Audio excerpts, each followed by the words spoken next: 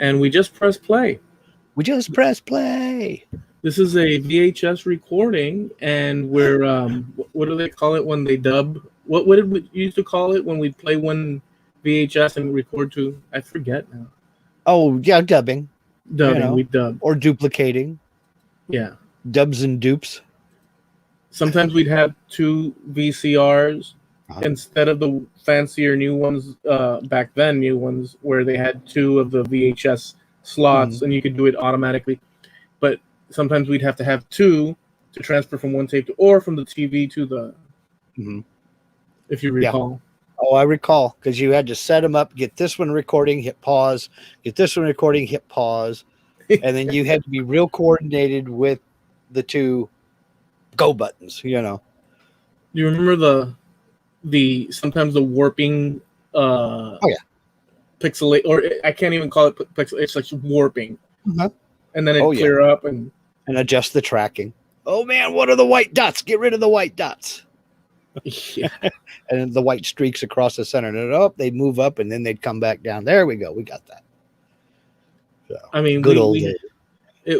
Well, in a certain way, they kind of they were. I'm eventually I'm going to track down a cassette tape recorder / whatever, because I do have tapes that I want to transfer, which are audio tapes. If I can get them to work, I don't know. They were inside my shed, and they're my father's, maybe, or I know that a lot of them are just audio recordings. Who knows what he's saying on there? So that's a project for the future. But anyways, welcome to Trampled Underfoot Podcast. This is Mark, Lindsay, and Eloy Escagedo, your hosts, and it's that time of the week again. It's that time. Boil water. It's time. Pull up a beverage, sit back, relax. We'll lull you to sleep with our dulcet tones. Return with us now to those thrilling days of yesteryear. So I've been wanting to share this with you for a while, and I think you guys out there, I don't know how many of you guys would have heard of it. You would have heard of things completely similar to it, but this is a particular video that I came across that I think that you guys would enjoy so much. I know I did, and it brought warm, fuzzy feelings for me. So what I'll do is, sometime here during the show, I'm going to link it to our Trampled Underfoot, the actual video that is, to our Trampled Underfoot podcast page on Facebook, where we post usually things like, photographs or,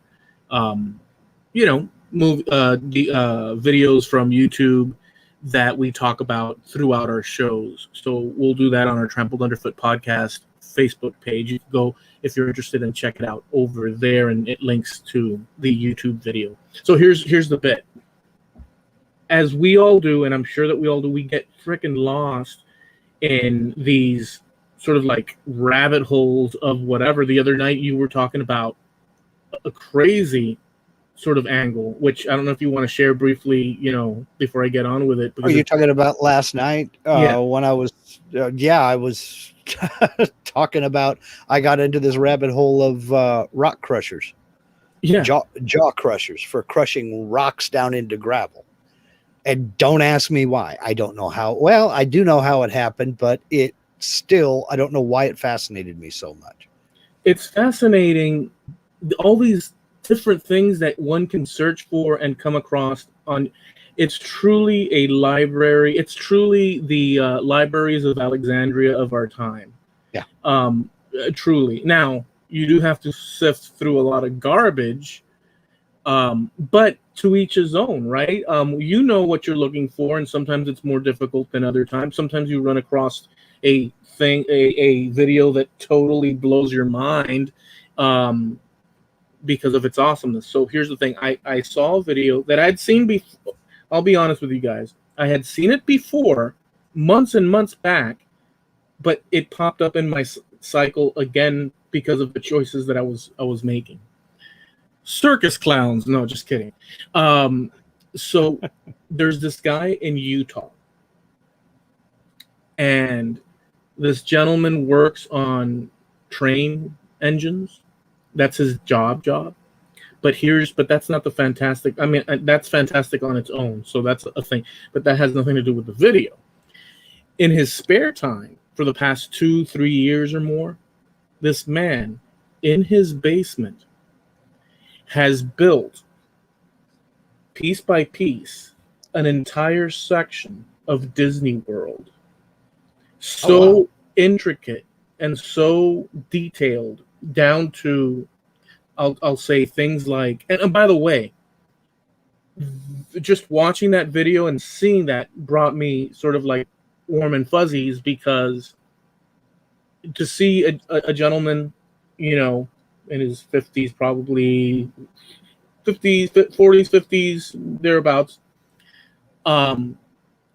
embarking on this adventure, and the level of detail and the theme of it, it just makes me get goose pimples up my spine.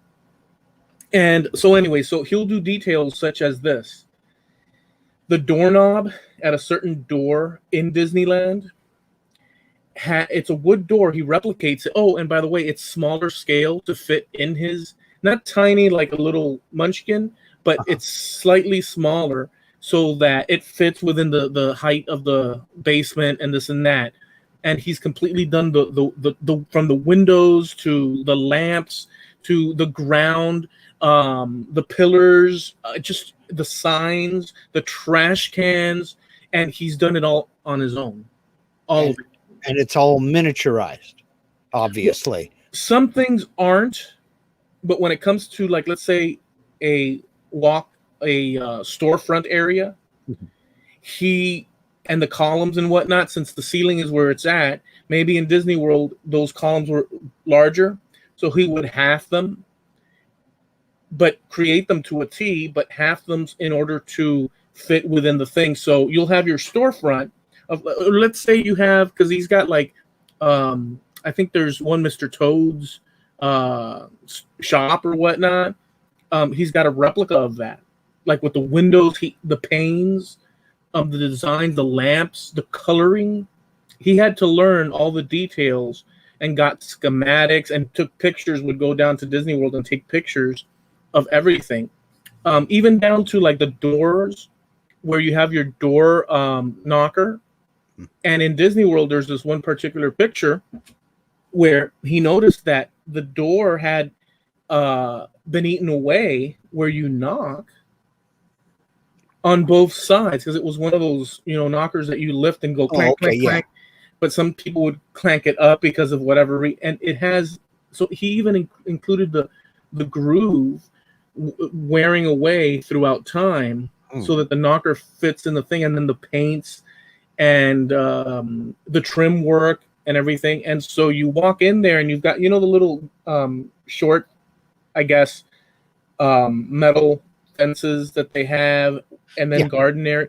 He did and the ground is like cut stone to like 3/4 or less in order to create the actual pavement that they have out there.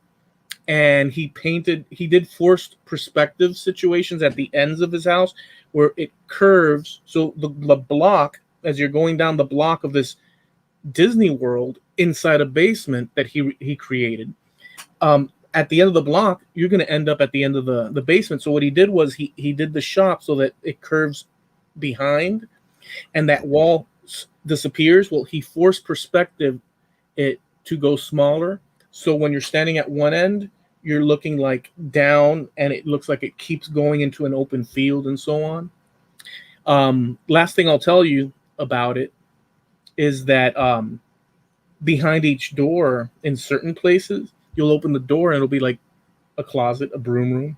Mm-hmm. So it's kind of like a Hollywood set. Yeah. Another one you open and it's his daughter's bedroom. Oh, he's got two of his daughters live down there. And the bedrooms are just, one of them is a themed bedroom. The other one's just a bedroom, depending, I guess, on what they wanted. But they're freaking nice, so you open the door and right in there. So they have Snow White's attraction, the outside and all. He's got little speakers in the green areas, and he'll play the music and ambiance, and then the lighting. When you turn off the lights and it has just the ambient lighting, it looks like you're in some sort of medieval, just far away place, you know. So and they'll do photo shoots, like they had a Snow White impersonator cosplay girl with a crew went down there, and she'll stand next to the storefronts, and they'll take pictures and all sorts of goodies like that. So yeah, so that's that. What do you think of that? Well, look, I'm full of questions here. Okay, I was confused. You said a section of Disney World.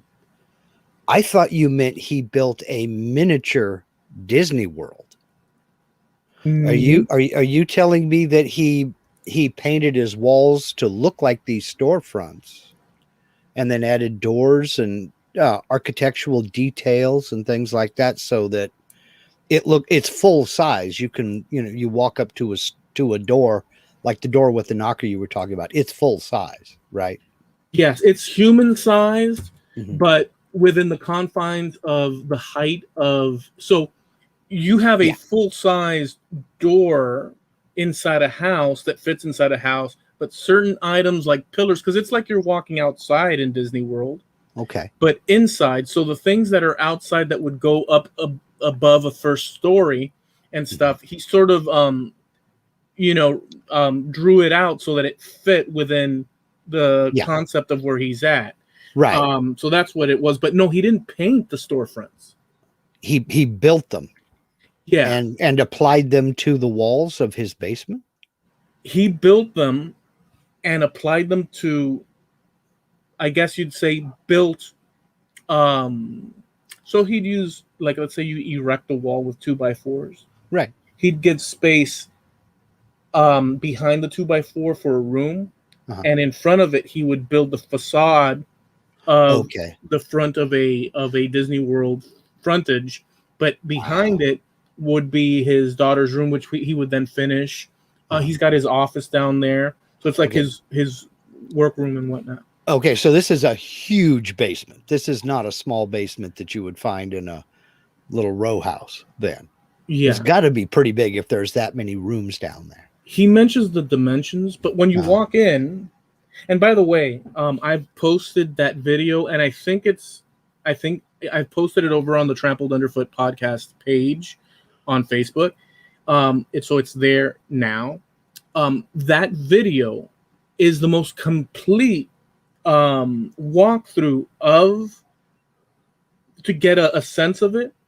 However, that's not his channel. That's one guy that asked if he could go and do a walkthrough. His channel is a different one. That one's the best one to look at. But his channel, they mention it in the video that I posted, which is called Lars Land channel. So that's the one worth watching. The beginning is just the guy talking in his car that he's going over there, but it's after that he arrives. It's just jaw-dropping. From if you like to leave reality and walk into a fantastical sort of like Disneyland type experience, the fact that he did it in his house, in his basement, is so. And he does have videos of him how he built certain. So he used foam, and he uses his table saw and his wood turning capabilities, and he uses his router, and he uses all these things.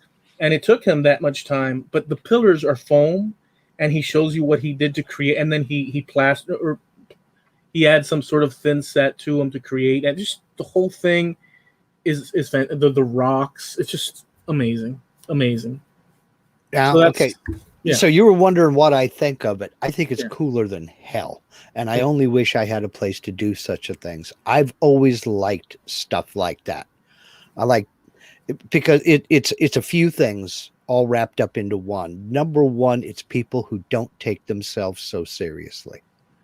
They're doing what they want to do, and they're having fun with it. He could have just painted those walls and been done with it and had a basement like everybody else. But he's like, why not finish it and have some fun with it? That I like. I dig that kind of thing. Yeah. And picking something You said he had two daughters that have bedrooms there. Obviously, his girls were an influence. They must have loved Disney, or he would have picked something else, you know. unless he tortured them, said, Well, daughters, you know, I'm sorry, but we're gonna have to do this because I am the Disney fan. I mean, well, but I doubt that was the case. yeah, I seriously doubt it too. But you know, if it was boys, it will. Gosh, it might have been GI Joe or Teenage Mutant Ninja Turtles or something else. God knows. But that is cooler than heck. Not only did he pick it and run with it, you know, his family had to have some involvement with it, but it just breaks out of the norm. Anybody can have a room, but to do something with it. When we were stationed over in Germany, we got the opportunity to go to go on tours of a couple of castles while we were over there. And the two that stand out most in my mind were the castles that were owned by Mad King Ludwig, who did Castle Neuschwanstein and a few others. Well, I don't remember which castle it was, but he had turned a room in that castle. He called it the Grotto.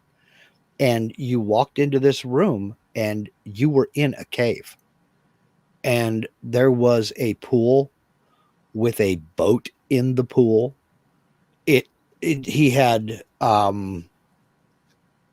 artificial gemstones, cut glass and what have you, buried within the walls of the cave, so it looked like you were in a mine.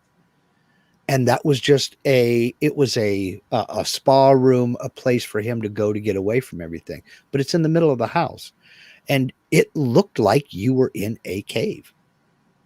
Lighting was strategically placed and everything else.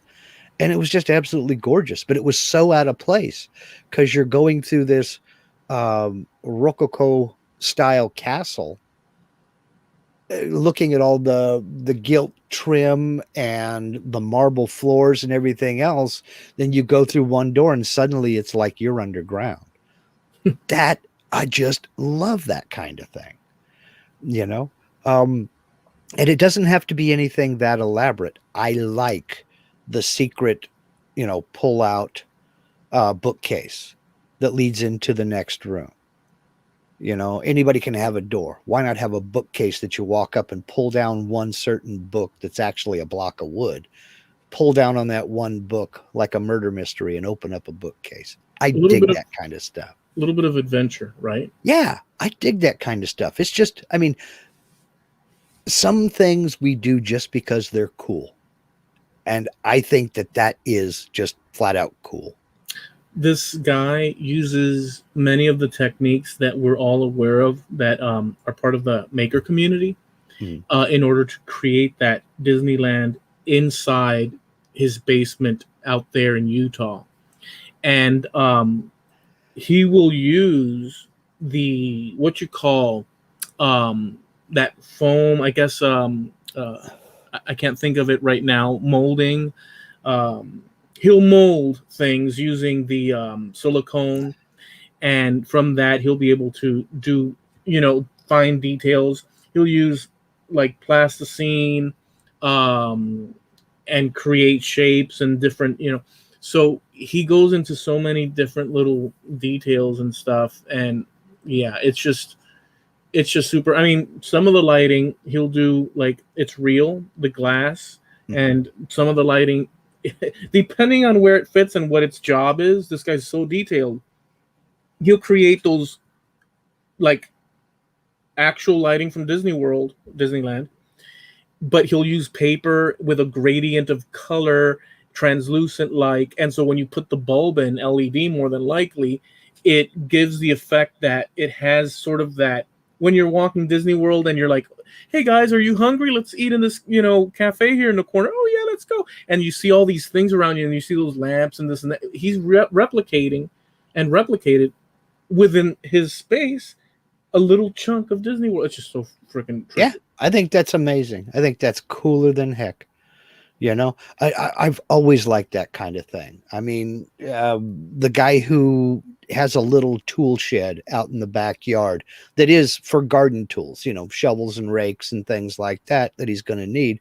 but make it look like an old Western outhouse, or the guy that builds a storage shed for his lawnmowers and everything that looks like an old livery stable with the false fronts on it, like it's come right straight out of Gunsmoke or what have you. That kind of thing I absolutely love. So I'll run by a quick, because if you see that one, you know how YouTube is. It may or may not, but on the side panel, you might see some options and stuff. I'll just name a couple of ones because it was like a little bit of a rabbit hole, like I mentioned in the beginning. Yeah. There's this one guy that he's an older dude, maybe in his 70s. And for the past, 10, 15 years, in his basement, he's replicated. Now, he's got a different sort of... this first guy that I mentioned with the Disney World has a certain... there are different styles within that, but they're reproductions. Let's just say... But everybody's got their different touch, so you get a different, kind of vibe. Not to mention the theme. Well, this other guy, he's like in his 70s, and his wife totally supports him doing it. And it's a huge basement. And when you go down there, and this is on YouTube, it's a replica of a 1920s, 1930s shopping experience down the street. Everything from little carts sitting in the way, storefronts, and with the signs and like the numbers on the doors for each, I guess, business is a number of the year that his children were born. Oh, wow. And so on. And he's got like a little old timey, like, I guess, all in one 5 and dime type little little store, and you walk in and you can walk in and he's built everything inside it, including, funny enough, that we talked about it the other night. See, that's a cool thing, and I didn't think of this. Inside that sort of like all-in-one catch store is a mini post office.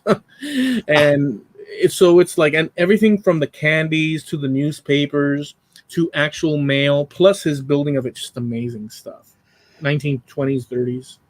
That's cool. That's cool as heck. I love that kind of thing. And with pictures of his father from that era, because this is a guy in his 70s, with pictures of his in black and white hanging in some of the stores and stuff, barber shops and whatnot. Wow. Yeah. Wow. That's cool. And he personalized it by using photos. Yeah, that's cool as heck. I mean, if you can look, if you have the budget to do something like that, and you have the desire to do something like that, I say, why not? Have fun with it. Not everything has to have a purpose. Some things can be done just for the pure fun and enjoyment of it. And that opens up another subject. I don't know how far you want to get off into that, but there are a lot of people out there that don't understand that there is enjoyment in making things. And they look at something and they'll say, man, that's a lot of work. You could have gone down to Walmart and bought one for $20. And and then you know what I would have? I'd have a $20 Walmart item there. I didn't want a $20 Walmart item. I wanted something different. Yeah. They don't get, and they don't quite understand that there is actual enjoyment in the making process. I've never owned a lathe. I've never learned how to use a lathe, but I will occasionally watch, I'll watch Billy Burt's turning videos and Carl Jacobson and a few other people. And it just fascinates me, even though I've never done it.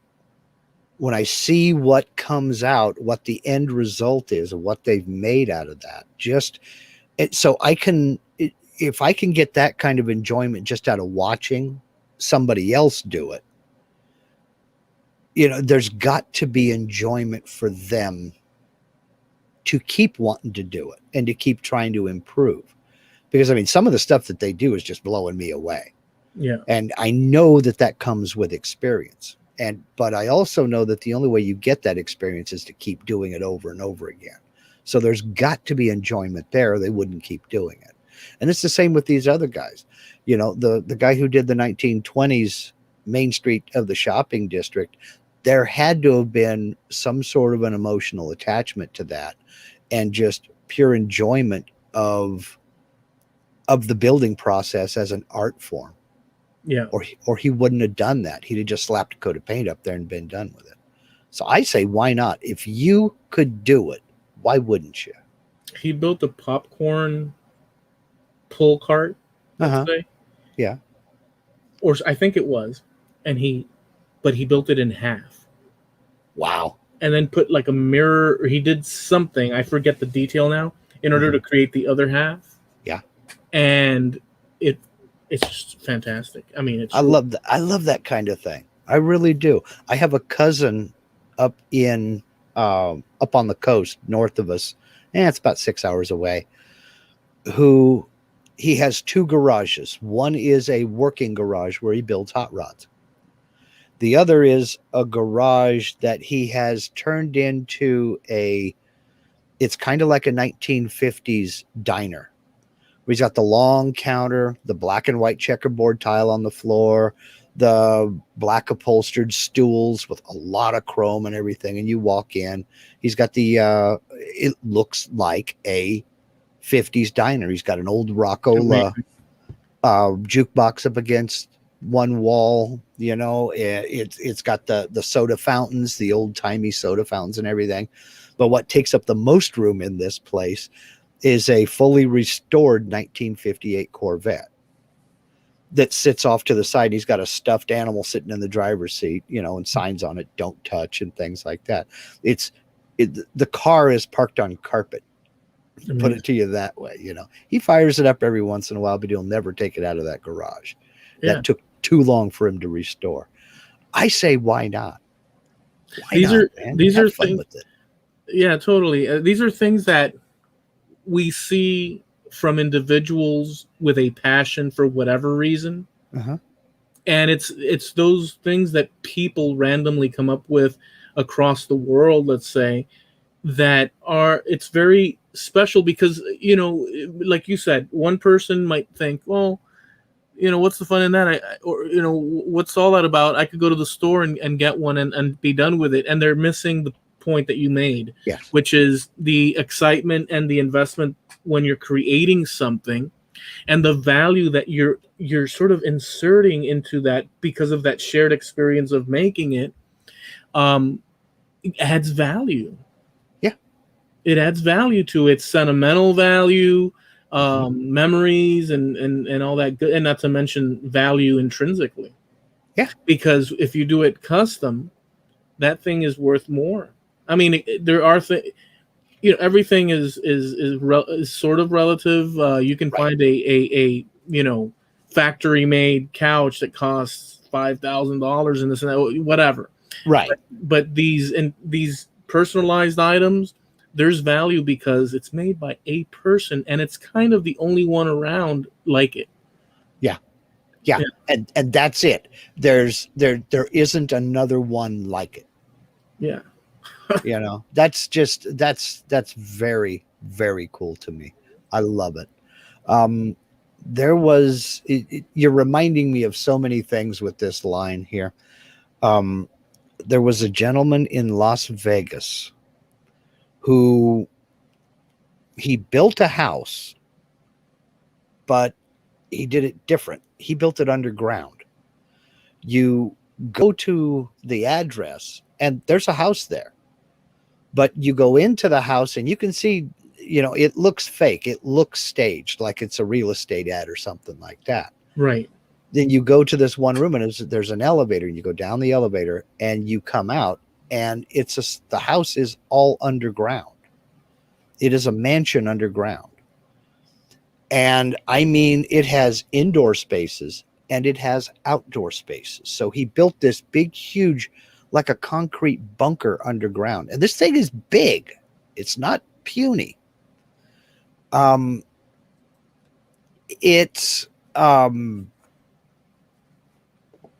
You come out of the elevator and you're in a courtyard and it has artificial turf. It looks like you're on his front lawn, and you walk up and there's a house.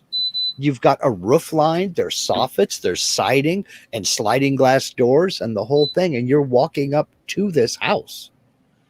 And then you go inside and it's huge. I mean, it's got a swimming pool. Amazing. It's got everything. And they give hour-long tours through this place. It's been bought and sold a couple of times.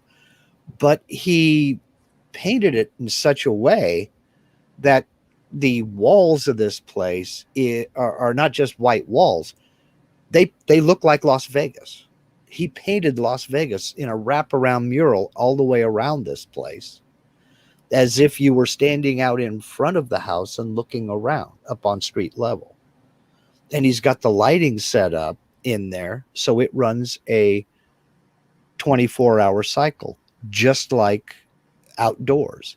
Amazing. You know, in the morning when the sun comes up, the lights start coming up and the whole thing is illuminated. And, you know, you walk out of the sliding glass door and it's artificial turf. But a good third of the houses in Vegas have artificial turf anyway, because it's so hot there. It takes tons and tons of water to keep them green. So most people can't afford a lawn. They don't have one. Right. Or they have an artificial turf. And you're standing there and you're looking around at Vegas and the sun's coming up and everything else. The only thing is you don't actually see the sun. But the light is increasing just like it's daybreak. And in the evening, the same thing. As the sun sets, the lights start dimming down. And then pretty soon it's dark outside. Freaking amazing. And he just went whole hog on it. And it's been, like I said, bought and sold a couple of times. But it was sold most recently for $18 million. This is a mansion that's underground. And I will try to find a link to it and put it on the Trampled Underfoot Podcast Facebook page, because you've got to see this place. Now, amazing. It is. It's absolutely fantastic. Yeah, and people doing just a simple image search for Las Vegas underground house. There are tons of photos of that house. Of that house, yeah. It's 26 feet underground, and I just found it here. Let's see. The house is. Oh, come on, tell me. It's a 5-bedroom, 6-bathroom house with a swimming pool. And there are plants and shrubs and artificial trees and things of that nature. I'm trying to find out the underground area that he built the house in. Just the underground area is 15,000 square feet. So, yeah, this is humongous. It's kind of weird underground. I mean, then again, basements are underground, but something so huge that the whole house fits, right? It's kind of, I don't know why I keep thinking imagery of like the 1970s. Well, it was built in the 70s. And decor, I mean. Oh, okay. Well, okay, the guy who built it was a man named Jerry Henderson. He was a businessman and philanthropist who was director of Avon Products when he built this place in 1979. And the decor and everything about it is period correct to 1979. It's not been changed. So now, there you have it. He passed away in 1983. And his wife didn't want to live underground anymore, so she moved into the house up on ground level until she passed away in 1989. And then the house was bought and sold a few times. I don't want to turn this into this area, but it just, hey, Greg out there, wouldn't this make a great zombie movie? Like zombies are down.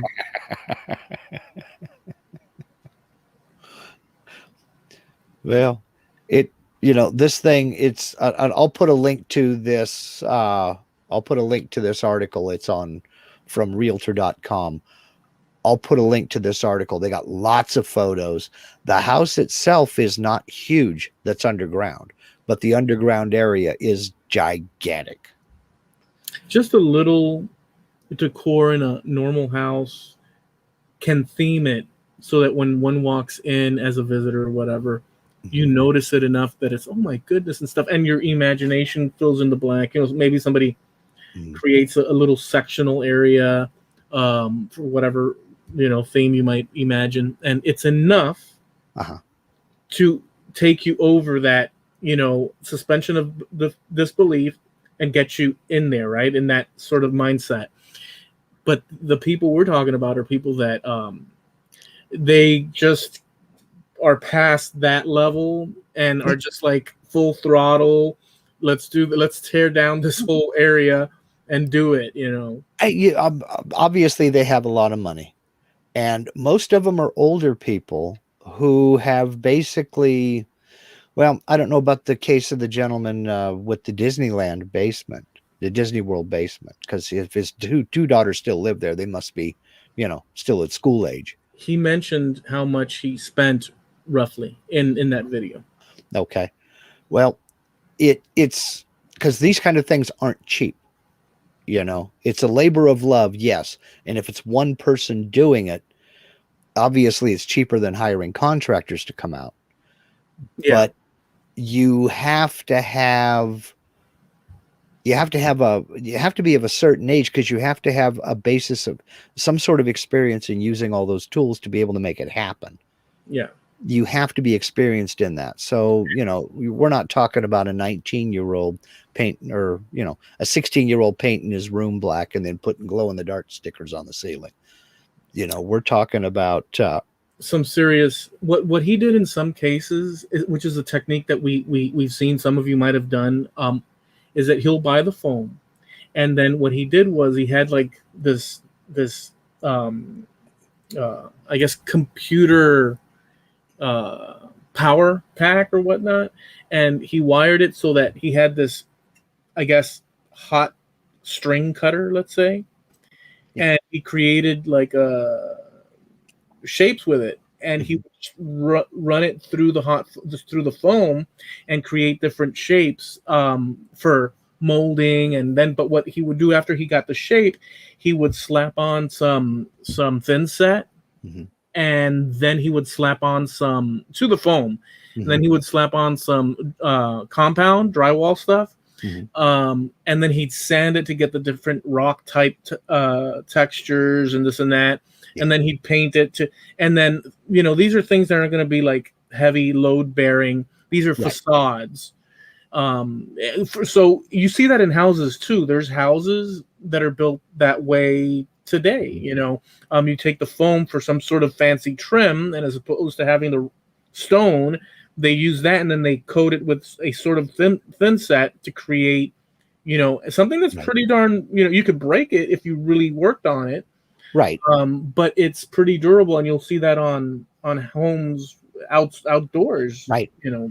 Yeah, they sell PVC columns and things like that down at Home Depot. You can jump down to your local big box and buy, you know, these big architectural pieces that are made out of PVC and other materials.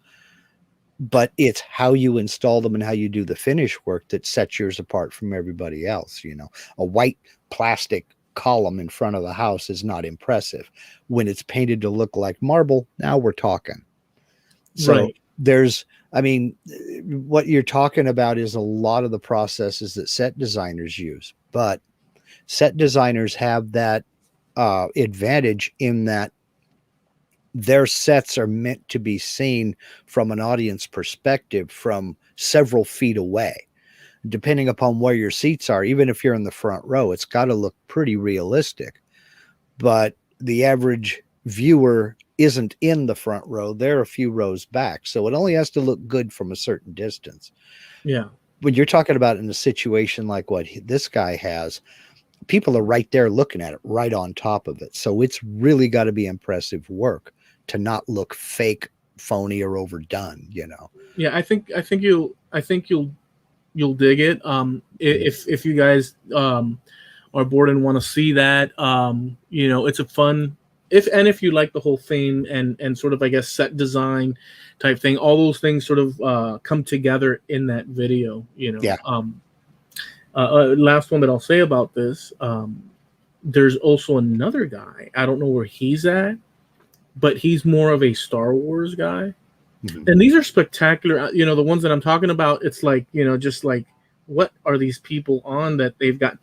Well, he decided to make one room in his basement into a like movie theater, but he's a Star Wars guy. Mm-hmm. So what he ends up doing is he made the walls. Well, first of all, the door to get into his, since it's Star Wars, it's a pocket door on a motor, and you press a button, it goes first of all, and then you walk in, and it's all like the inside of one of those ships, but mm-hmm. dark. And the screen is a continuation of like the actual movie screen. Uh-huh. It's just sitting with a continuation of that same sort of like spaceship. Uh-huh. And those lights that they have that glow like red on columns and Star Wars on the sides. He built all of that. And behind him, like when you walk in the door to your right, you turn your head to your right, it's got a window with like the little rails of the starships or whatever you want to call them, and he put a TV behind it, just cycling through space footage. So the whole room, and then the speakers and all that. Yeah, it's very Star Wars. It's impressive as hell, to be honest with you. You reminded me so much, and I normally don't get into this kind of discussion on here, but one of the subscribers to my YouTube channel is his name is Buck, and he runs a business called Station 5 Productions, and that's what they do. They build things like that. They build haunted houses is one of their specialties, and haunted attractions. They do everything from building the structure to helping people. They don't do the actual makeup or anything, but they will offer guidance on that. And he built, they have panic rooms, escape rooms, things like that. He calls them escape rooms. It's basically a room like what you're talking about now, a family home theater. Yeah. And they'll build it. He's sent me pictures of some of the stuff he's done where it looks like you are walking down the hallway on like the Death Star. You've got all the structural elements around you and everything. And then, murals on one side where it looks like you're looking outdoors, just at space, Yeah. And that's what he does for a living. How cool would that be? I mean, that would be fantastic. It's so awesome because it's it's whenever you go into, I would assume that you go into a project and really it's always different. So, there's a lot of creativity involved in doing that. Yeah. Decisions that are, that are unique to that project. So it's never dull, I would assume. No, it couldn't be, because, you might get used to it. But everybody that walks in the house, it's going to be a new adventure for them. And that's gotta be worth something. Oh yeah, well, we did this and we did that, we did the other. Let's face it, people like to talk about their stuff. Oh, yeah. And there's love and there's joy and there's emotion in making something like that. But there's also a little bit of a look what I did. There's a little bit of an ego thing in there. You do it because you want to show it to people, And I don't know. Maybe I'm wrong there. Mm-hmm. Maybe this is just for me and it's something that nobody is ever going to see. But what the heck? I think so. If you had the money, wouldn't you? Okay, let's turn this around right now. Let's say you had an unlimited budget, and in the room you're in now, if you could do that to the room that you're in now, what kind of a theme would you run with? Well, it's maybe, so it's funny that you mentioned that, but when I first took over here at home, because my dad had passed away and I was just basically the only one left, and in order to feel better, mm-hmm. I decided to upgrade things, and so this room I transformed it into a studio. And what I did were many people would think are just basic things depending on your skill set, but I added sound absorption with some sound absorption properties, right? But I created the layers inside and all that, did the research, made them. I did one overhead, so I have one hanging here. I painted the ceiling for an effect. I painted the ceiling black, and that's something that no one really in general does. And when I went and bought the black paint for the ceiling, I felt trepidation in doing so because it goes against a certain norm. And I said, I'm going for broke, and I did it. And this room I just love because the ceiling is dark and you could sort of regulate I did lighting so that all the lights regulate. So I turned it into a studio, but currently it's a genealogy research station / storage room and nothing really to do with music. And I've got stuff all over the place. But I did this room transformation, the flooring, the walls. I did other things, I rehung a certain door. I rearranged certain, and I did the same to the bedroom and the living room and outside in my patio on my level, right. Thinking in terms of nicer, but not in terms of like Disneyland or this or that.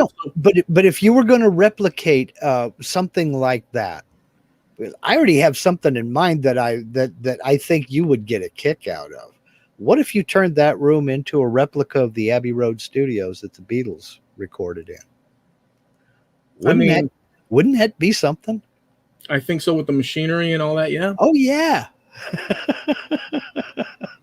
But I went through the process of upgrading things, and for me it was a big deal because I was actually doing it for psychological, emotional reasons. I was trying to say, okay, I just have to, and so I went and did that. And the expenditure on doing normal things, I tried to keep it like the kitchen. I did my whole kitchen. I decided to do my own kitchen, and I didn't have many tools.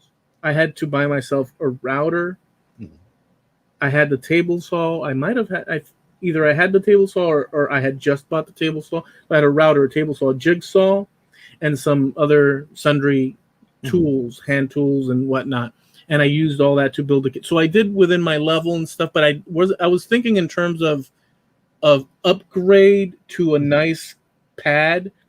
And by the way, you need to upkeep things, and I have not been doing that. So I've got mostly the problem is junk, right? I've got junk everywhere. Tell me about that. I turned 60 years old this month, and I've got a severe case of acquisition syndrome. I mean, I just keep bringing stuff keeps coming in the front, but it never goes out the back. So, but you don't have a specific. I mean, if you could do that, if you could convert your one room of your house into a replica of something, what would you put the time, effort, and energy into replicating? Boy, I'm watching these things as a sort of like vicarious thrill, seeing it through people's eyes that are doing this, and that excites me. But I don't know right now that I'm on that level. The whole thing, to be honest with, and I guess everybody, all our buddies know here, I'm right now wearing the investigator hat, which to me is like Indiana Jones or a detective discovering mysteries. There you go then. That is my, turn it into that. There you go then. The Detective Sam Spade's office from the Maltese Falcon with the desk in the middle, the hanging lamp with the simple cone-shaped shade. I'm over here gesturing wildly like the people, watching on the video portion over here on YouTube, Trampled Underfoot Podcast on YouTube, can see my hands way up here.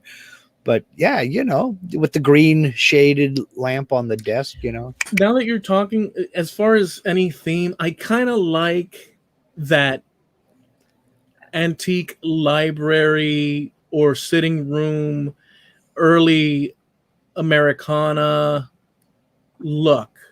Yeah. I kind of like that look, but that's me now. Who knows where, but I'm thinking in terms of that. I like that sort of like that warm, there's a lot of wood involved. That sort of look. So I don't know what that would be, early turn of the century.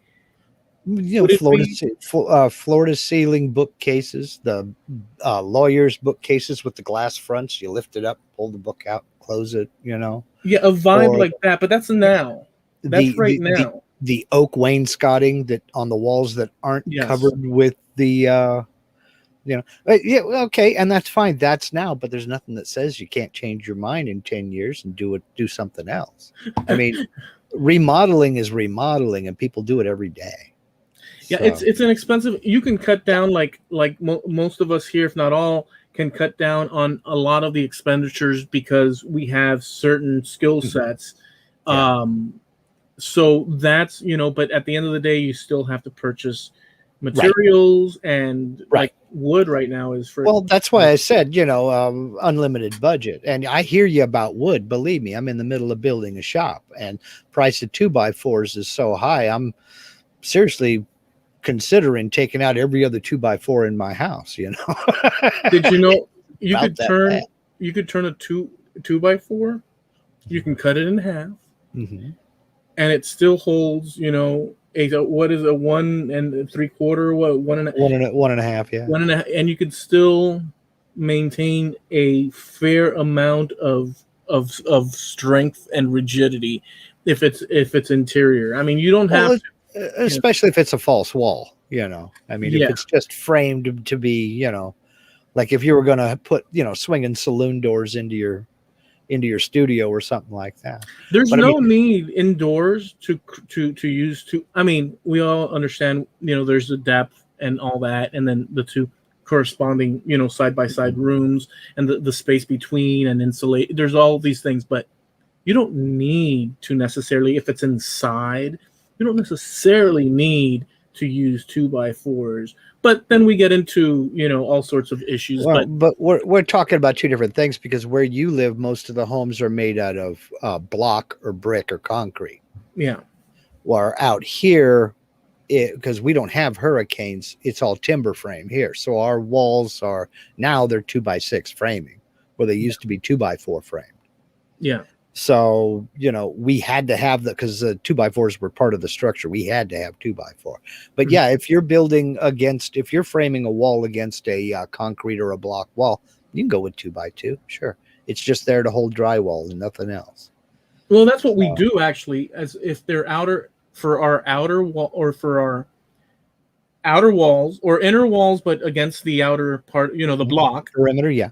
We do furring strips, little thin strips, and then the drywall up on that. Maybe some other houses have a different, but for that, you have your block right there, and all you're doing is trying to get that nice, you know, drywall or whatever you want attached to it, and then you do have that space requirement for the outlets and all that. So, but the interior walls, they are structural in many cases. Let's be clear; it's not like they're just sitting there for nothing.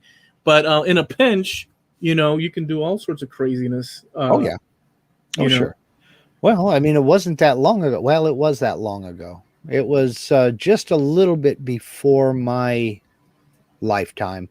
2x4s were considered too expensive. They built houses with 2x3 lumber. So, you know, 1.5 by 2.5 thick. And that was the standard. You know, you go into some houses, some older places today, and you'll notice, well, you know what? That wall looks a little bit thin. Yeah, it's 2x3 studs. It's not 2x4 studs. I mean, yeah, and you could, for goodness sakes, you could build it with mud. You could build. There's so many things you could do. You know, hay bales. I mean, people have been building things out of rocks and sticks for centuries. I mean, for eons. Yeah. So you know. It's like, you know, people aren't you worried about that old house? No, it's still standing. Why would I be worried about it? It was built in 1836. It's lasted this long. If you take care of it, it'll last another 200 years. How rigid do you think, because, you know, how sturdy or long lasting do you think is foam splattered on thin set? Forever, or as long as you keep it up. I mean, I'm sure there's some maintenance involved, but foam is structurally stable. It's not going to expand and contract with heat or humidity changes. It's not very resistant to impact, so you couldn't beat it up. That's right. But if you made something out of like extruded polyurethane foam, or even maybe polystyrene, and then used, water putty or thin set or drywall mud or what have you.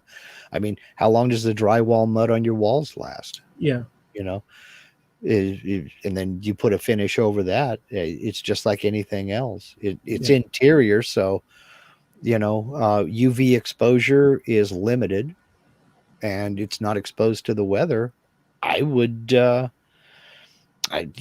forever, for as long as you maintain it. They do columns. I know that certain houses, or I think this is the case. I know they do around windows for the trim if they want it fancy. Many cases, those aren't actual solid through and through. And I know that certain columns, they'll have a structural center, but they'll wrap it with a foam design that'll come in two parts and whatnot. And then they'll give it its finish, so you see that, being done out, in real situations.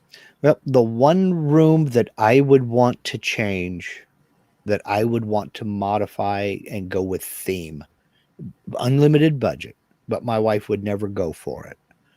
And that is, I would like to convert our kitchen into a 50s diner. With the big flat top grill and the double ovens and the big long counter. I mean, my wife's a weaver, a spinner, a knitter. We haven't had a dining room table since 2006. We have a 8-harness floor loom in what is supposed to be our dining room, because that's the only room of the house it'll fit in. That's fine. I don't care about that. So we eat at a counter anyway, the two of us. Yeah. I think that would just be cool. The old 50s style diner, and not with the jukebox or anything like that, but with the black and white tile and all the stainless and the flat top grill and the whole thing, the soda station over there with the, and then dip into the freezer and get your ice cream and do whatever. I grew up in a 70s kitchen. In my house. It was a 70s kitchen, and it was a 70s kitchen all throughout into the 80s. It was still a 70s kitchen. We had a 70s kitchen, so I was walking in that 70s show, and it was just like with the color, what you call sort of like chocolate fridge, the stove, likewise, everything was so, and well into, through the decade past, we were in a 70s wonderland. Maybe that messed with my freaking no brain. I mean, because that was the style back then. It didn't mess with anything. It's just something that you're comfortable with because you grew up with it and it reminds you of home. And there's a lot to be said for that. There really is. I could tell you stories. In a former life, I was a real estate agent, and we had a house here, probably about 30 miles from my house now, that was listed for sale, and a couple wanted to go look at it. And this house was a time capsule of the late 70s and early 80s. It was just a time capsule of the late 70s, early 80s. You walked in the door, and shag carpet in perfect, pristine condition. Popcorn ceilings. You had a staircase that you would swear the Brady kids were going to line up on. It had that open feel and look to it. You walked through the vinyl. I'm trying to think of the pattern, what the pattern's called. I can't remember. Anyway, it was a gold textured vinyl floor, sheet vinyl floor. You step down into the kitchen. Do you remember the old General Electric appliances? You had a cooktop with 4 burners, and you had a big chrome control console off in the front right corner, and you had a row of buttons for each burner, and you pushed a button for high, you pushed a button for low, for simmer, and it had one of those. That was an expensive model, I would assume. Yes, it had a wall oven. It had a can opener, all matching avocado green. Oh my goodness. Yeah. It had the 70s dark pine cabinets, stained cabinets. All the trim around the doors were stained dark, and the walls were white. You went upstairs, and the bathroom that was open to the other two bedrooms, a 3-bedroom house, the bathroom that was open to all of the other bedrooms was blue. That aqua blue bathtub, sink, and toilet. With the white ceramic tile. You remember the soap dish that was built into the tile that was tiled into the wall? Oh, I still have that's man. Then you go into the master bedroom, and the master bedroom had green shag carpet down in the living room. It was kind of a cream color. It had the green shag carpet, and I don't know if you remember, they were cylindrical velvet lamps. About 2 foot tall. They had a little gold filigree down at the bottom and a pull chain in the middle, and they were on a gold chain. They hung from a gold chain. Had 2 of those, framing a queen size bed. I mean, just literally, this place was 70s or 80s. There was a room downstairs. You go down into the basement area. It was a daylight basement, they call it. 3 sides were underground, were down in the ground, and 1 side was open. There was a sliding glass door. You walk out to ground level. Part of that was a room with a pool table in it. And I don't know if you remember the dark brown 1 foot square cork tiles people would hang up on their walls for a bulletin board. 1 wall was covered in those. Velvet wallpaper on the walls. I mean, this place was a time capsule. It was gorgeous, very well maintained. Very, very well maintained. It was an elderly couple that built their dream home. He passed away several years ago, and when she passed away, their kids inherited it, and they were liquidating the estate. That's what it was. Amazing. But the place had been, meticulously maintained, and it was gorgeous. But it was a time capsule of the era. It really was. See, that's the thing. Most people will upgrade depending on latest fashion, this and that. And and when I mean most people, but not all. And right away, people will look at that and say, okay, it's time to rip this all, but taste is a cyclical, it's, and people long for, that's why I think that a lot of people that do these things, and I think this is mostly across the board, depending on your nostalgia, I think it's based on memories of our childhood. Yeah. And us replicating all these things and holding on to the past. I think that I have that strongly. It's just something so innate. I'm sorry, that I can't escape it. And I think that a lot of people have that, and that's why we see these replicas and these things, and you see it with Charles Deering and the things that he does, like that old stagecoach he was doing. You see this with people across the board. Our buddies, the things that they do, you see them doing things. Harju, with the beds, and they're very, from back in the day and stuff. So there's a lot of nostalgia that floats around. And don't ever lose that, man. Don't ever lose that, because that's what keeps the cool stuff alive. I mean, you're absolutely right in that it's those touches that make us think of home. Growing up, you're a kid sitting on your living room. You don't have a TV that looks like the one you grew up with, but that doesn't mean you can't have a sofa that reminds you of the one you had. Right. Or maybe you inherited the sofa that your parents had or something like that. It's all a matter of your attitude. And who cares if it's old-fashioned? Sometimes old-fashioned is a good fashion, When I was a real estate agent, there was a saying that if any appliance in your kitchen was the same color as a soup, it was time to upgrade. With the exception of white, because white is always good. But if you had the tomato red or the harvest gold squash soup or the avocado green, it was time to upgrade. Well, that's a bunch of BS. If you like it, it's yours. Keep it. It's great. Yeah, it's obviously at the end of the day, it's like whatever floats one's bubble. Yeah. You can do it as long as it's your business, right? As long as it's within the structure of that. Look, let's wrap this puppy up because we've reached the mark. Okay. I do want to thank you guys for hanging out, and I want to mention that we post, as we said earlier, those videos and pictures and such on our that we talk about here on our Facebook page, which is Trampled Underfoot Podcast on Facebook. We have the YouTube channel under the same name, Trampled Underfoot Podcast, as well as a website with the same name, trampledunderfootpodcast.com. And we go live every Tuesday. And what we do is that early in the morning, we publish our last week's show.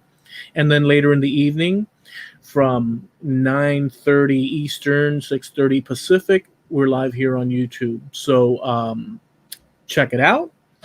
And we're also sponsored by Harneal Media. Steve Nealon, the man, the myth, the legend, webmaster to the stars. I mean, what else can you say about the guy? He's there 24/7, working his tail off to make sure that all of his clients have the best website experience possible. Hit him up at harnealmedia.com. Again, he is the sponsor of trampledunderfootpodcast.com. If you're looking for a website, a web store, Steve is your man. He can get you taken care of. That's harnealmedia.com. All right. Well, I enjoyed the topic. I think that the actual video does it more justice than what I mentioned, but I think it's so enjoyable. I got a kick out of it, and let us know if you see it. Leave us a message over there to see if you liked it, if you do watch it. So we'll catch you guys next time, and peace. Okay, good one. Oh, I have so much to say. Folks have been throwing stuff out here in the comments. Jim Dockerel, first, before I read any comment or question, dude, I was sending vibes to you. That long hallway down in the basement of your home would be perfect to set up to look like you're walking down the right down the middle of a submarine. Make it like a movie set, man. Your wife would never go for it, but it would be cooler than hell.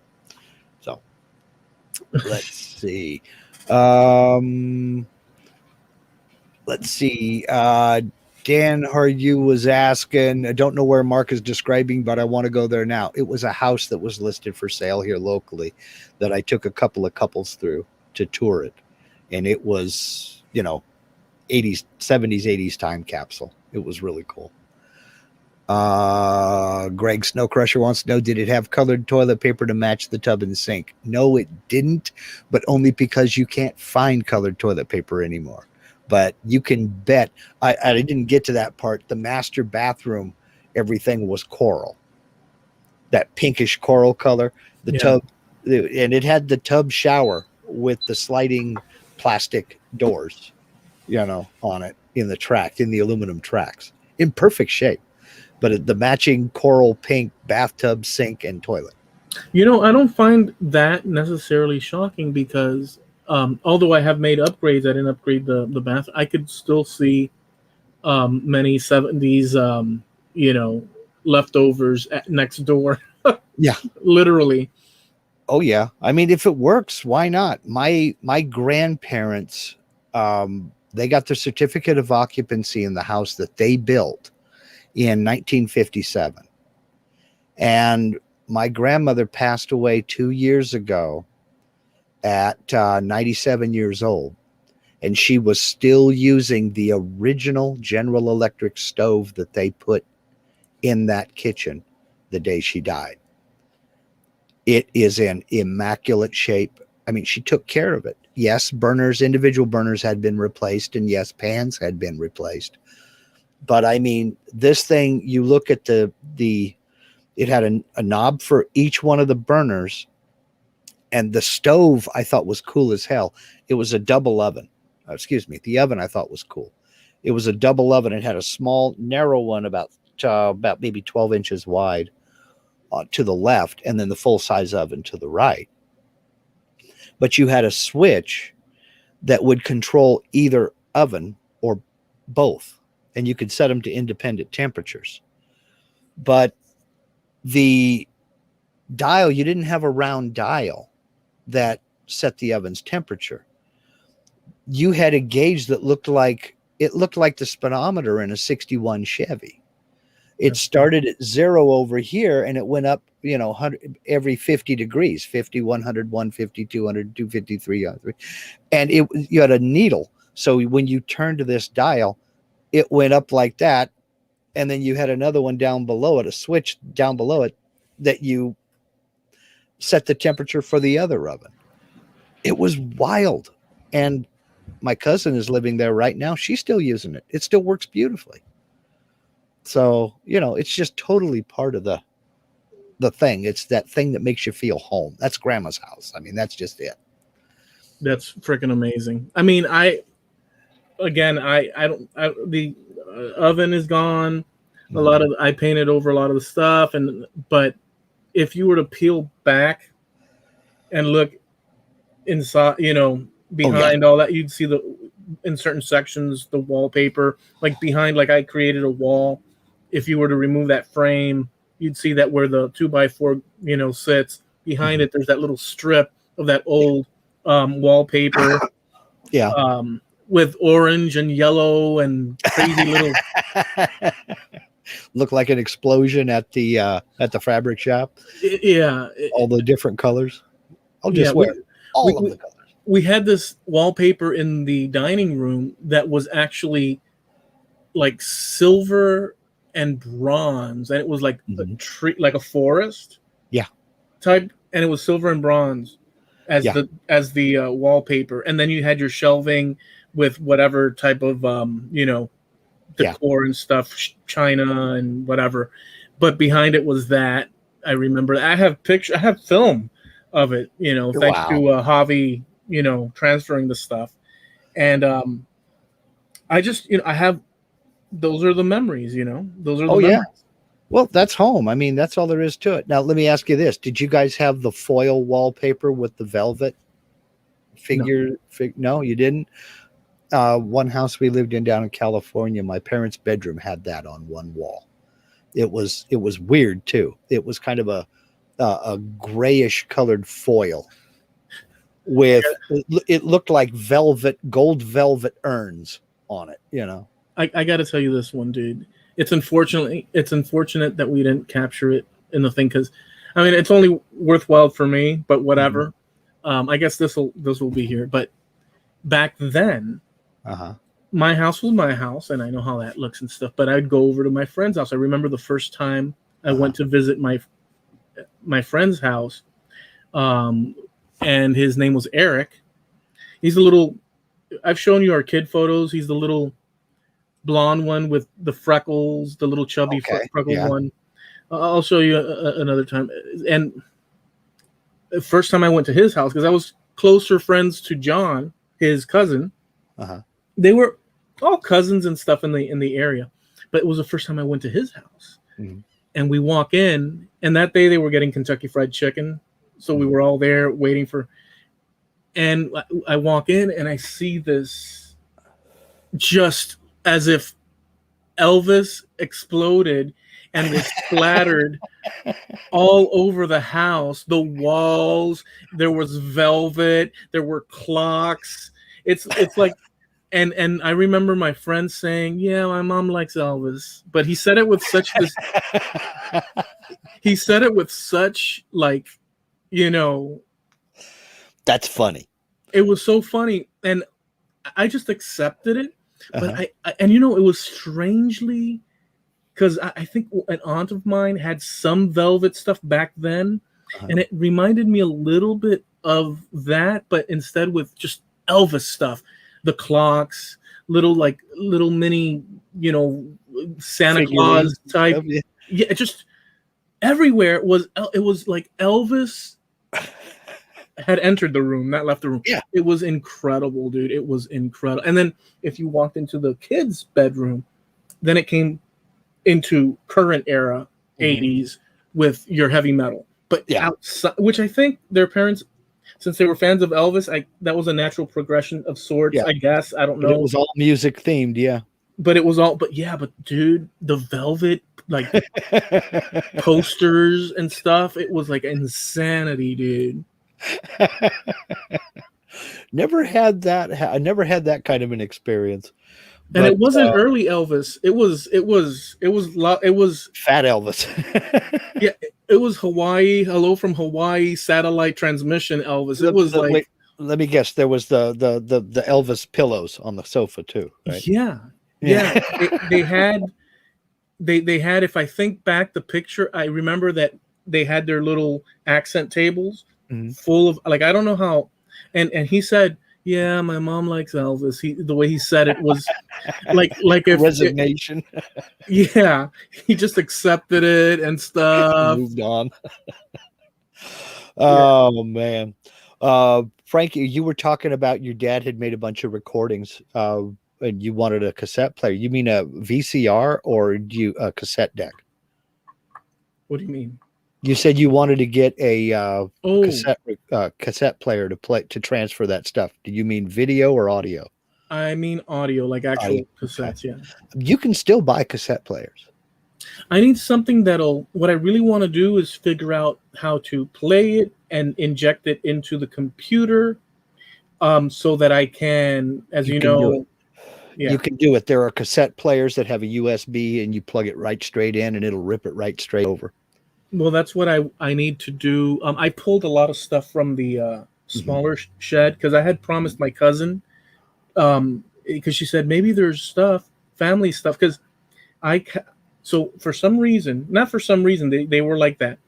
I have probably, I don't want to say the most extensive, but I have many unknown to the public at large photos of my great granduncle Mateo in my possession, and that's just a matter of that via my grandfather leaving Spain and going to Cuba. He had that, or it was sent to him at some point, maybe when Mateo passed away, and so these photos and these things ended up in his possession. My grandmother, women in our neck of the woods usually preserved things as opposed to men necessarily, so she had control of that stuff to a certain level. And it ended up here in Sweetwater. And now I own these photos. There's photos of tombs. There's photos, just a bunch of stuff, because that's the work that. Yeah. But the majority of the stuff from that era disappeared. Yeah. His stuff. Yeah. You know, so it's in that. So anyways, with that said, she asked me to go into the thing to see if there was anything else. And I looked and I brought out this huge, all my records, by the way, were in there, and the covers are ruined. I had Anthrax. I had all sorts of cool records. I have the records, but the covers are gone. They're like molded off and whatnot. And I brought out a box of cassettes, and those cassettes, who knows what's in there, but there's a bunch of cassettes. Okay. You know. Well, the reason I was asking about that was simply because I thought you meant video too. And Frankie was saying he's got the original Teenage Mutant Ninja Turtles set on VHS. And hold on to that stuff. Frankie, do you have a VCR you can play them? Or are they just kind of like, because all of our VHS tapes are just sitting in a corner or in a box somewhere. You know, I've got a couple of boxes stacked up in the living room that I need to go through. It's a bunch of VHS tapes. And we don't have a VCR anymore. Harneal Media said that, and who else would say it but Harneal, the specialist in websites and internet, harnealmedia.com. He said that, I know this is past the show, I don't know why I'm doing, but he said that headphone jacks through the line will feed in. So that's a solution right there. The only thing is you've got to make sure that you've got a stereo cassette deck, and you have a stereo cable. And the line in on your computer is stereo. I don't know that he recorded his audios with stereo. He recorded with a mono mic into a. But the main reason for that is because it should be a stereo plug on the computer. But if you're running a mono cable, you're going to get audio in one side or the other. You're not going to get it through both. So I can tweak that with my audio software, but it is a good solution. I do have my mom's, I guess, little walkabout little cassette player stereo with the two speakers and then the stuff in the middle, that you'd carry with the little handle. Well, so if it has a headphone jack, that's going to be stereo. So all you need is a stereo cable. Yeah. I might investigate that and start, dealing with that, because there's I have a lot the reason I'm doing what I'm doing, and from the outside point of view, it could matter way less, of course, and some people might see the value in it. But I'm the only one left from my particular family, like my parents and and I have all this stuff. And what I'm trying to do is consolidate things, digitize things, write the story of things, and put it in various secure locations. What I'm going to do is I'm going to send it off to the Internet Archives. I'm going to print some books and send it to Spain to my family. And then the other stuff I'll figure what to do. But I'm going to consolidate all the pictures, the stories, so that the record of everything, because I'm the last one. If I don't do it, no one's really going to do it. It's done. Yeah, that's the same situation I'm in. I mean, I recently had a cousin in her 70s, the wife of the guy I was talking about with the Corvette up on the coast. She recently passed away just, a few weeks ago. And so now I am the old man on my father's side of the family. My dad's sister is still living. She lives up in Salem, about 3 hours north of me. But she's not interested in this stuff. Right. She's interested in the family history, but she doesn't want to be the custodian of it. So, and I don't, and she's older than I am. So I am the oldest male on my dad's side of the family. My mother's brother is still with us. He's the old man on that side of the family. Yeah. And, it's getting down to us. So I've got all that as well. I mean, I've got close to 100 years of photographs here. I've got pictures of my dad's mother when she was 13 years old down in Los Angeles growing up. So I'm doing the same thing. I'm digitizing all this stuff and scanning photos in and getting things put away and putting them out there to where they're within easy reach of people searching down the road, and that's, I know we keep going back to genealogy and family trees and this, that, and the other, but it is important to me because one of these days somebody is going to be looking for us. And I want to try to make it as easy for them as I can. Well, and a lot of this stuff, I get it digitized, I get it organized, put away and put online someplace secure. And the originals go to the genealogy library or the historical society, whoever wants them. My plan is, I haven't thought that far, although I've pondered it slightly, but my plan is obviously the digitization. Yeah, you were right. That's all, folks. My plan is to do that and have it so that it can be replicated out wherever it need be, and then figure on sending it off to some sort of genealogy library, but having it consolidated so the story is told. And there's a lot of people around the world performing this task, and a lot of people that aren't doing it that might. And by the way, you have to be a certain type of person at a certain part in your life or dedicated to it. But there's people that aren't aware or interested or thinking on it. Right. That might be in some future time, maybe kids now. Yeah. And if they go looking, they'll be able to find it right there because it's been done. And that's the whole point of what I'm trying to do as well. I mean, I have no illusions. I don't think my grandkids are interested in this, but who's to say they won't be 40 years down the road? Or who's to say one of their kids won't be 100 years down the road? And that's another reason for sticking with this podcast and doing this podcast the way we do is because we've gone on record. 100 years from now, if YouTube is still around and the online world is still with us, my great grandkids can come back and say, that's what he looked like. That's what he sounded like. That's what he thought. He was weird. Great. And that's one of the reasons why I like to stick with this podcast. And I continue to do it. I like to do it. I have fun doing it. Yeah. And putting one of the reasons.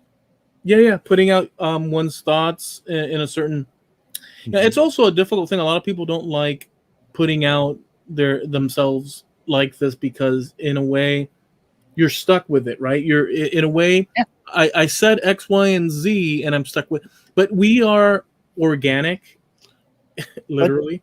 And John Lennon, I'll just say this one thing. I love what John Lennon said one time in a song, and he explained it because he was asked about it.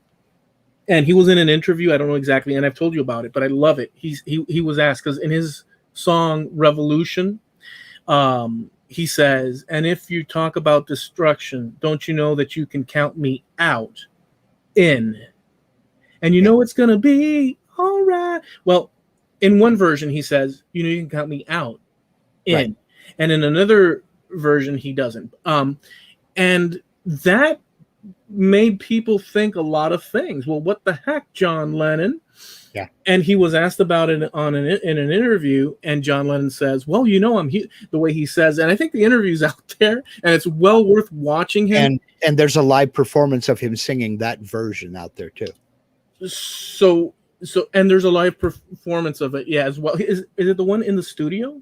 It is a studio. I think it was for a TV show. Yeah, it's like a darkened background, but So the cool thing is, he was asked, and he says, "Well, in his sort of lingo, accent, and all this, which was just perfect." He says, "Well, I'm human, and I believe that if you talk about destruction and war, that you can count me out, but I'm liable to change.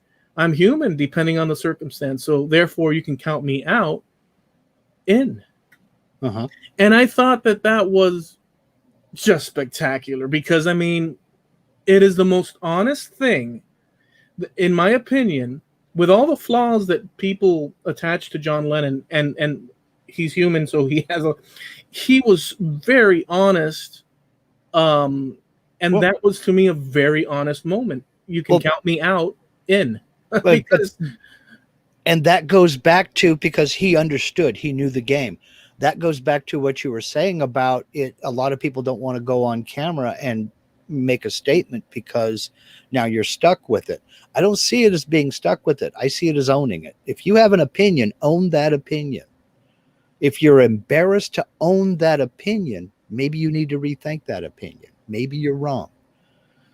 So if I say I think Stevie Ray Vaughan was the greatest guitarist in the world, I better be ready to back it up and own that opinion. Yeah. And if I say that no, and if I say that no, Mark, Jimi Hendrix was the greatest one, and I better be ready to back that one. Exactly. Which I am. But own the opinion, Don't, I'm not out to change anybody's mind. I just give my opinion of it, and what you do with that opinion is your business. I agree with you. That's why I just tell the truth about Jimi Hendrix, and people can do what they want with it. Oh, don't get me wrong. I dig Jimi Hendrix. I just like Stevie Ray better. But and it's just my opinion. Steve over Harneo Media saying, Mark, you need no, it was Greg Snow Crusher. You need a video capture card, USB, and a VCR to digitize tapes. I've been that route, Greg. I've gone through 2 video cards, both of them crapped out on me, and I even went down and bought the it was a dubbing unit that would burn. It was VCR and DVD, and you just hit one button and it dubbed the VHS tape over onto DVD. And I've got a few of those discs still, but it died too. They had some serious problems, and I don't know what it was, but we burned up 2 of those as well. So what can you say? But yeah, eventually I will get, because I mean, we've got videos that we took when we were over in Germany that I haven't seen in 15 years, that would be trippy. I don't know if you want to ever share that, but I've got a video I shot from the front seat of a Cobra helicopter, just low and slow. I mean, not low and slow, low and fast. I mean, 160 knots indicated, hovering, below treetop level, just flying. That's freaking awesome. Just boom, dude. We gotta see that, dude. Yeah, I got to get it off the videotape. I mean, come on. I mean, I'm not trying to push you to, but my goodness, we got to see that. Just the idea. So, because you know what it is also is the shared experience that you transfer over to another mind, and to be able to see through your eyes a certain thing, and then hear the story. I'm a story person. I've come to the conclusion, and these shared, it gives us a new vantage point. It gives us also a closer. We get closer to people and understand their experiences, and it just informs us. It's just so I that's why I'm a story person, and stuff like that just totally, it would be awesome to see. All you can hear is helicopter. You can't hear people talking or anything like that. And sitting there in the front seat of an aircraft with the old VHS camcorder up on my shoulder shooting like this. Yeah. but you see what I'm saying though? You're in a different world that I wouldn't, I can't say I would experience at all. And then those things are cool. That is cool. But from people that it becomes a more personalized. Like if you watch a movie, how many movies can you see helicopter flying? But it's different, Yeah. So yeah, it is. It's completely different. But okay, well, I think it's about time to wrap up. We've been on for about an hour and a half. Of course, it's your edit, so Yeah, I see how you want to do it. I see how you do these things. Well, no, I mean, we went. Don't even try it, because it was my edit yesterday, and we went like an hour and 45 minutes. So I'm giving you like 10 minutes free here. Okay. So this is a discount. Yeah, it's a discount. Discount rate. Yeah. Okay, so if you got, just to reiterate that, if you take a moment and you're in that mood, check out that one video. Obviously, the guy talking in the beginning, he did a great job, but he's just but once he gets it past those doors and you meet the guy, you're gonna be, you should be amazed if you like the adventure of it and stuff. So, anyways, we'll catch you guys next time, and also, just real quick, also, as soon as we're done here and we push the button to shut off the live, I will go over to the Facebook page, Trampled Underfoot Podcast Facebook page, and I'll post that link to the that underground Las Vegas house. The pictures are worth seeing. It's cool. It's cool. Awesome. So, all right, folks. All right. Catch you next week.